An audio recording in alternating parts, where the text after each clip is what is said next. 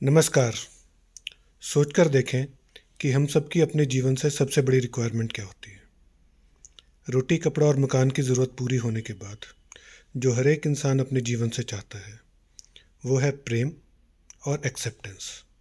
Acceptance मतलब कि लोग हमें स्वीकार करें जिस तरह के हम हैं। हम अपने आसपास के लोगों से प्रेम और एक्सेप्टेंस तो चाहते हैं, पर सोचने वाली बात यह है कि क्या आप खुद से प्रेम करते हैं, खुद को स्वीकार करते हैं जैसे आप हैं। अगर आप खुद से प्रेम करेंगे, खुद को स्वीकार करेंगे, तो कोई और आपके बारे में क्या कहेगा उसका आपको फ़र्क नहीं पड़ेगा। पर अक्सर हमने इसके बारे में सोचा नहीं होता, पर हम खुद को प्रेम नहीं करते और इसीलिए हम अपने आसपास के लोगों की कही हुई बात के ऊपर ज़्यादा महत्व डालते हैं। जैसे कहा जाता है, सबसे बड़ा रोग क्या कहेंगे लोग। लेकिन जब आप पैदा हुए थे तब तो आप ऐसे नहीं थे। जब आप पैदा हुए थे तब तो आप अपने आप से बहुत प्रेम करते थे। या अगर मैं अपनी बात करूं तो जब मैं छोटा था तो लोग मेरे बारे में क्या कहते हैं, क्या सोचते हैं, ये सवाल भी मेरे मन में नहीं था। मैं अपने आप को पूरी तरह से सेल्फ एक्सप्रेस करता था और अपनी मस्ती में था। जब भी हमारे घर पे कोई आता तो मैं उस इंसान से कहता कि आप मेरे सारे खिलौने ले लो पर हमारे साथ रहो, मगर कोई रुकता नहीं। और तब मेरे माता पिता ने मुझसे कहा कि तू सब लोगों से ऐसा क्यों कहता है, कोई लोग ऐसे तेरे कहने पे रुकेंगे थोड़ी। और तब मेरे मन में संदेह उठा कि मैं तो इतने प्यार से सब लोगों से बात करता हूँ, सब लोगों को अपनी सारी चीज़ें देने को भी तैयार हूँ, पर फिर भी वो लोग रुकते नहीं, तो क्या मेरे में कोई कमी तो नहीं है। ये पहला सवाल था जो मेरे मन में उठा। जब मैं थोड़ा और बड़ा हुआ तो मैंने देखा कि मैं अपने इमोशंस बहुत खुल के एक्सप्रेस करता हूँ। और एक दिन मेरी क्लास में मेरे कुछ दोस्तों ने मेरे इमोशंस को लेके मुझे मैनिपुलेट किया, मेरे इमोशंस का इस्तेमाल किया। और तब मेरे को लगा कि यार, अपने इमोशंस इस तरह से एक्सप्रेस नहीं करने चाहिए, नहीं तो लोग आपको कमज़ोर समझते हैं और तुम्हारा फ़ायदा उठाते हैं। और इस चीज़ की वजह से मेरा जो सेल्फ एक्सप्रेशन है वो थोड़ा सा और कम होना शुरू हुआ और मेरे मन के अंदर कई और संदेह पैदा होने शुरू हुए। फिर उसके बाद जब मैं थोड़ा सा और आगे बड़ा होना शुरू हुआ तो एक दिन मैं क्लास में रोने लगा। तो मेरे आसपास के लोगों ने कहा, तेरे को शर्म नहीं आती, तू लड़का होके रोता है, लड़के थोड़ी ना रोते हैं, तू उसकी तरफ देख, वो कितना ताकतवर है, आज तक किसी ने उसको रोते हुए नहीं देखा। तो मेरे को लगा कि ताकतवर होने की निशानी ये होती है कि कभी रोना नहीं, कभी अपने इमोशंस को ओपनली एक्सप्रेस नहीं करना। अगर मैं अपने इमोशंस को एक्सप्रेस करूँगा तो मैं एक कमज़ोर इंसान हूँ और कमज़ोर होना गलत है। और ये एक और बंधन था जो कि मैंने अपने ऊपर डाल दिया। मैं थोड़ा और बड़ा हुआ, मैं कई बातों में अपनी ओपिनियन खुल के रखता था। मैं अपने परिवार में सबसे छोटा था, तो मुझे आसपास के लोगों से कई बार सुनने को मिलता कि छोटा मुंह बड़ी बात मत कर, तो ये बहुत छोटा है। कई बार मुझसे ये भी कहा जाता कि तू बिल्कुल बेवकूफ़ों वाली बात करता है, इस तरह बेवकूफ़ों वाली बात मत किया कर, सोच समझ के बोला कर। तो मेरे को लगने लगा कि यार, कहीं ना कहीं मेरे अंदर का ही कोई पेच ढीला है और इसलिए मुझे संभल के रहना चाहिए, संभल कर मुझे बातचीत करनी चाहिए। स्कूल के अंदर मैं पढ़ाई में ठीक था, लेकिन मेरे भाई के नंबर हमेशा मेरे से ज़्यादा आते थे और मेरा और मेरे भाई के बीच में कंपैरिजन होता था। और उस कंपैरिजन में मुझे कहा जाता कि तुम नालायक हो, निकम्मे हो, तुम्हारे नंबर इतने अच्छे नहीं आते। परिवार में भी ये कंपैरिजन होता और वहाँ पे भी ये कहा जाता। और तब मेरे दिमाग में बैठने लगा कि शायद मेरे में कुछ खराबी है, मैं नालायक हूँ, निकम्मा हूँ और शायद मैं बेवकूफ़ भी हूँ। धीरे धीरे जैसे ज़िंदगी और आगे बढ़ी और जब मैं थोड़ा मैच्योर होने लगा तो और उस उम्र में पहुंचा जहाँ पे कि लड़के और लड़कियों को अपने बीच में आपस में एक डिफरेंट तरीके से इंटरेस्ट पैदा होना शुरू होता है। उस समय मैंने अपनी एक फ़ोटो खिंचवाई और वो फ़ोटो ज़्यादा अच्छी नहीं आई।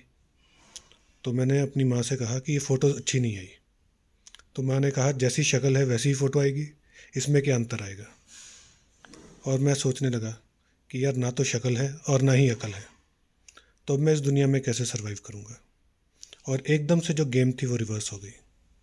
पहले जो गेम थी खुद को एक्सप्रेस करने के लिए और खुल के जीने के लिए, अब वो गेम सर्वाइवल के ऊपर आ गई कि मुझे सर्वाइव करना है। कोई मेरे बारे में गलत ना बोले, मेरे बारे में गलत ना सोचे और कोई मेरा मजाक ना उड़ाए। मैं कोई ऐसी बात ना कहूँ कि जिसमें मैं बेवकूफ़ साबित हो जाऊँ।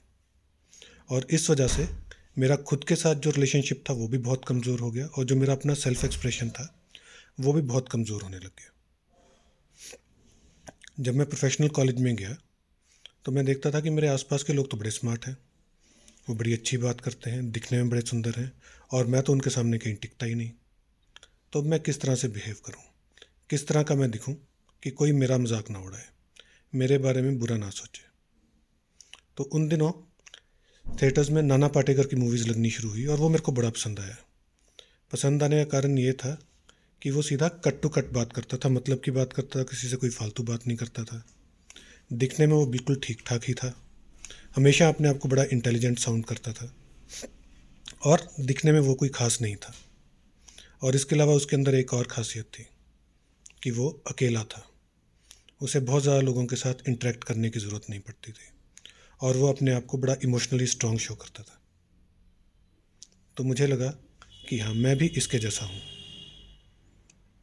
और मैं अपने आप को उस तरह का शो करने लग गया कि मैं इंटेलिजेंट हूँ, मतलब की बात करता हूँ, और मैं फ़िलासफ़िकली बहुत वाइज इंसान हूँ।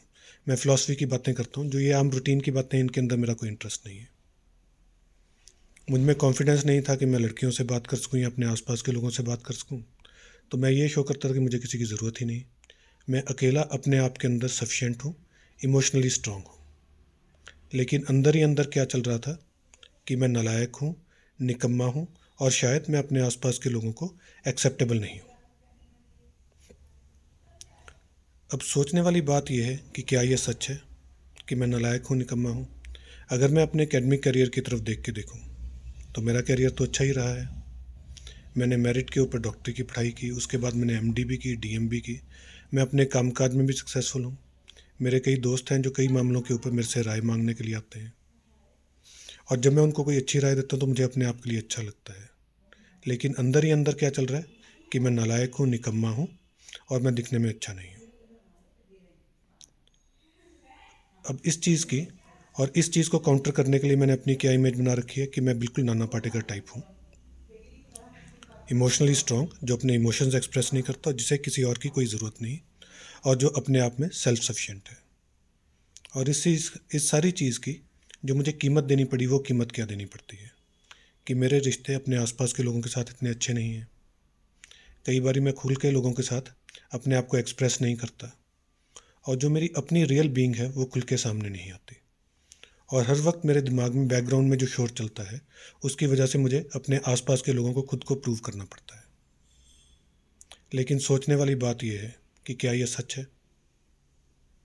मैं नालायक हूँ, निकम्मा हूँ, दिखने में अच्छा नहीं हूँ, ये कब की बात है? बचपन में किसी ने कहा, और ये उनकी ओपिनियन थी, और ये ओपिनियन उस वक्त के लिए थी, लेकिन ज़रूरी नहीं कि ये सच हो। और दूसरा, मुझे ये साबित करने की ज़रूरत कि मैं इंटेलिजेंट हूँ, मतलब की बात करता हूँ, ये भी सिर्फ एक रिएक्शन है उस एक चीज़ का कि जो बात मुझे बचपन में किसी ने कही गई थी। तो इसलिए निकम्मा और नालायक भी सच नहीं है, और जो नाना पाटेकर की इमेज है वो भी सच नहीं है। जिस वक्त मैं इस चीज़ को रियलाइज़ करता हूँ तो अचानक मैं पाता हूँ कि जिस तरह से मैं अपनी ज़िंदगी को जी रहा हूँ, उस तरह की ज़िंदगी के अंदर खुद से प्रेम करना संभव ही नहीं है।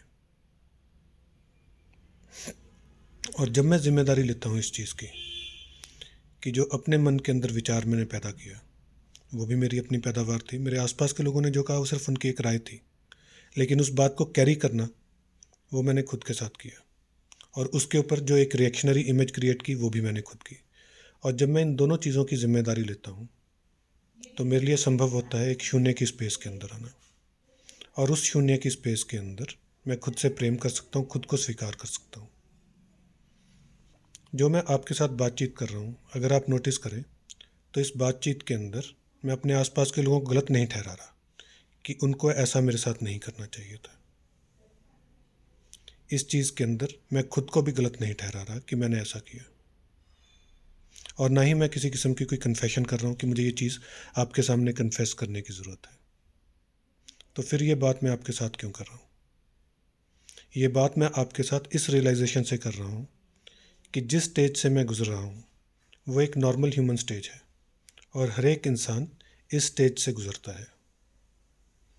कि वो पूरी तरह से अपने आप से प्रेम करता है और धीरे धीरे कुछ ना कुछ होता है, वो अपने ऊपर बंधन डालता है और अपनी एक इमेज क्रिएट करता है। ना तो वो बंधन सच है और ना ही वो इमेज सच है। ये सिर्फ एक इंसान के बड़े होने का एक नेचुरल प्रोसेस है। और जो आपकी रियल सेल्फ है वो अपने आप में पूरी तरह से पूर्ण है।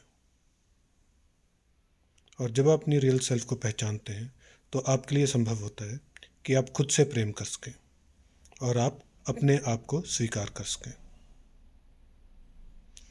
किसी को भी कुछ भी साबित करने की ज़रूरत नहीं है। आप जैसे हैं अपने आप में पूर्ण हैं, इस चीज़ को स्वीकार करें।